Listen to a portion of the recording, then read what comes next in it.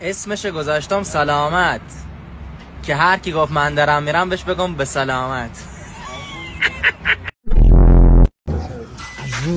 خوشگله، یه دور نزنیم با هم؟ چه فکری کردی آقا؟ من دوست وقتتون بخیر باشه. آقا شما تو روز چقدر گوشت میخورید؟ والا من 20 کیلو. خیلی زیاد میخورید. خیلی زیاد میخورید. اصلا یه چیز عجیب غریبه. این 300 گرمش بود. منطقی بود. میگیره جاتو. با اطمینان نمیتونم بگم کی. فعلا که سر جات دعواست تا بعد ببینیم چی. کی میبینه چاکو کی میگیره چاکو.